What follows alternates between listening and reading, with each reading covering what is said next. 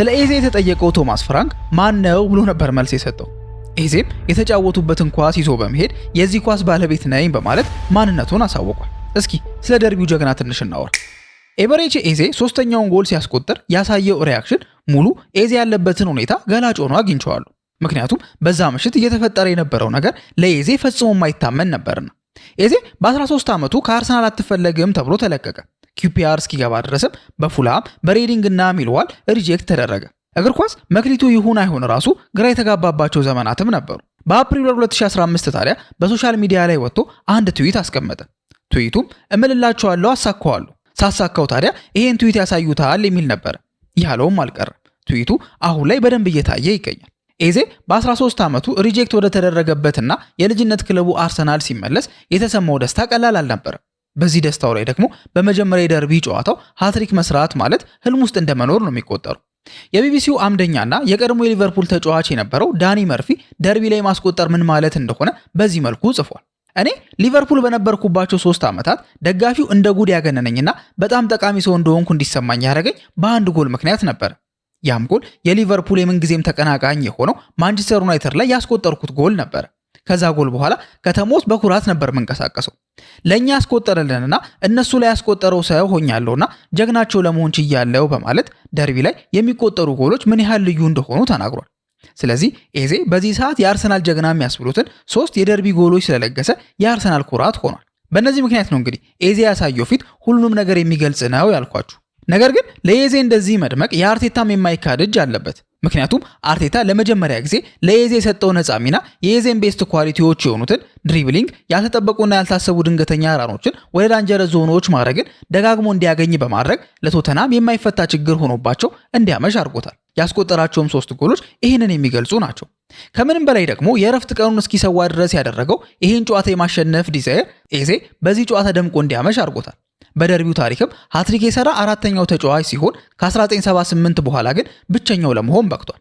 ስለ ኤዜ ምን ሐሳብ አላችሁ? በኤድሪሳ ጋና ጉዬ ቀይ ካርድ የተደናገጡ የሚመስሉት ኤቨርተኖች ሳይሆኑ ማንቸስተር ዩናይትዶች ነበሩ ሲል የዛ አትሌቲኩ ጸሐፊ ሎሪ ዋይትዌል ጽፏል።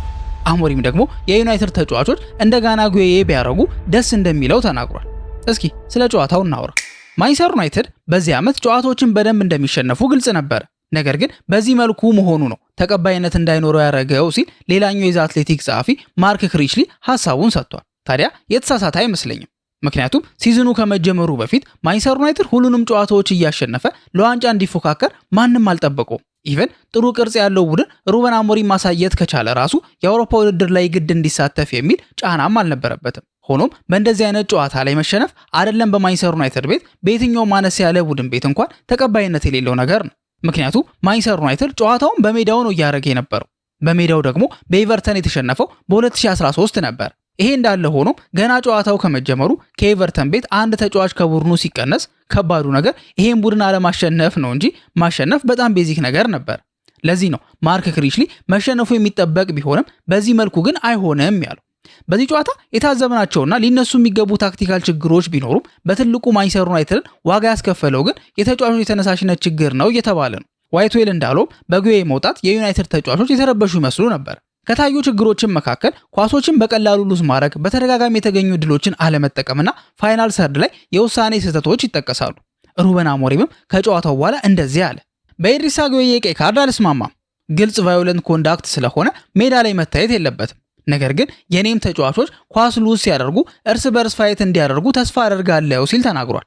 በዚህ ንግግር ውስጥም በተጫዋቾቹ ተነሳሽነት ላይ አሞሪም ቅሬታ እንዳለው መረዳት እንችላለን። ነገር ግን ራሱ አሰልጣኙ ስህተት አልሰራም። ለምሳሌ በማዝራዊ ቦታ አማድ ገብቶ 10 ቁጥር ላይ ደግሞ ከረፍት መልስ ተቀይሮ ሲገባ የተሻለ ፐርፎርማንስ ያሳየውን ሜሰን ማውንት በማስገባት በአማድና እንቡሞ መካከል የተፈጠረውን ኬሚስትሪ መጠቀም ነበረበት የሚሉና ከቀይ ካርዱ በኋላ ተከላካዮችን በመቀነስ ወዲያው ሙሉ በሙሉ ማጥቃት ላይ ፎከስ ማድረግ ነበረበት የሚሉት ሐሳቦች አሞሪምን ተጠያቂ አድርገውታል። ማንቸስተር ዩናይትድም በታሪኩ ለመጀመሪያ ጊዜ በኦልድ ትራፎርድ ተጋጣሚ ቡድን ቀይ ካርድ ተመልክቶ ሊሸነፍ ችሏል። የእናንተ ሐሳብ ምንድነው? ጥፋቱ የማን ነው ብላችሁ ታስባላችሁ? ስቴቮ ባርሳ ላይ ያስቆጠረው ጎል ከሊዮኔል ሜሲ ታዋቂ ጎል ጋር እየተነጻጸረ ይገኛል። አንድ ኤጀንት ደግሞ የሳውዝ አሜሪካ ምርጡ ወጣት ባለተሰጥኦ ተጫዋች ነው፣ እንደሱ አይነት ተጫዋቾች ታዲያ ባርሳ ወይ ሪያል ማድሪድ ነው ሲሄዱ የሚታየው ሲል ተናግሮ ነበር። ስለ ስቴቮ እናውራ እስኪ። ፕሪሚየር ሊጉ ከመጀመሩ በፊት ዘ አትሌቲክ አንድ ኤጀንትን ጠርቶ ይጠይቀዋል። ጥያቄውም በዚህ ሲዝን ከመጡ አዳዲስ ፈራሚዎች መሃል ያንተ ምርጡ ማን ነው የሚል ነበር።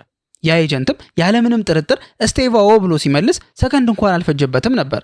ምክንያቱንም ሲያስረዳ በአነስተኛ ዋጋ የመጣ ድንቅ ልጅ ነው ብሎ ነበር የመለሰው። ኤጀንቱም እንደዚህ አለ። ቼልሲ ስቴቫኦን ያስፈረመው ከዚህ በፊት ጥሩ ወጣት ተጫዋቾችን የማስፈረም ልምድ ስላለው ነው እንጂ ብዙ ጊዜ በሱ ደረጃ ያለው ወጣት ብራዚላዊ ባርሴሎና ወይም ሪያል ማድሪድ ነበር የሚፈርመው በማለት ያኔ ገና ስቴቫኦ ጀነሬሽናል ታለንት እንደሆነ ማንም ሳይሰማው ተናገረ። አሁን ግን ስቴቫኦ እያሳየ ካለው ፐርፎርማንስ ተነስተን ሰውየው ያለው ነገር ምንም ስህተት እንደሌለው እኛም ምስክሮች ነን። ከስቴቫኦ ድንቅ ምሽቶች መካከልም በስታንፎርድ ብሪጅ የተደረገው የበቀል ምሽት አንዱ ነበር።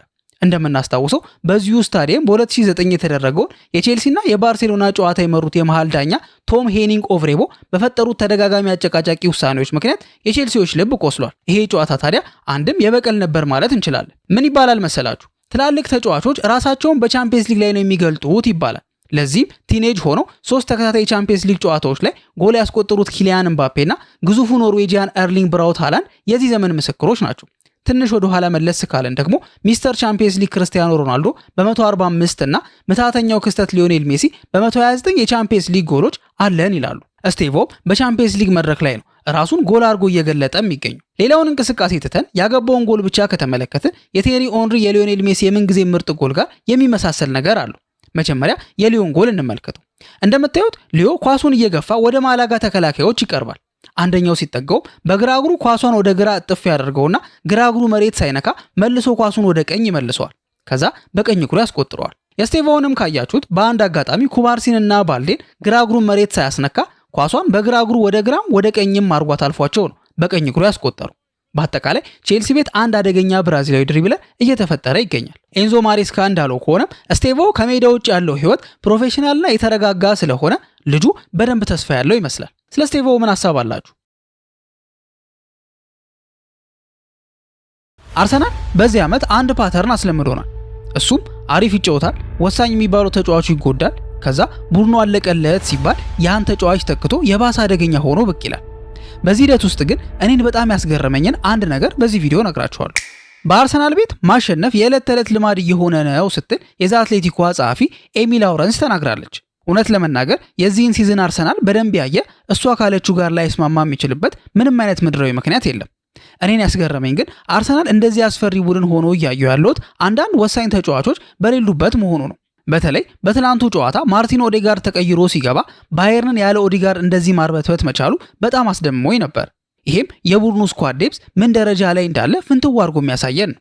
ነገር ግን በጣም የሚያስገርመው ነገር የቡድኑ ስኳድ ዴፕስ ሳይሆን ተጫዋቾቹ በዚህ ሮቴሽን ውስጥ እያሳዩ የሚገኙት ካራክተር ነው። በመሰረቱ ስኳድ ዴፕስ ስኬታማ እንዲሆን ሁለት መሰረታዊ ነገሮች መሟላት አለባቸው። አንደኛው ያንን ስኳድ እንዴት ማኔጅ ማድረግ የሚያውቅ አሰልጣኝና የተጫዋቾች ካራክተር ናቸው። ከአሰልጣኙ ስንጀምር አርቴታ የሆነ ቀን የተናገረው ነገር ቀልቤን ስቦት ነበር። ምን አለ መሰላችሁ? ከስራዬ በጣም የምጠላው ፓርት ለተጫዋቾቼ ሄጄ ዛሬ አትሰለፍም ማለትን ነው።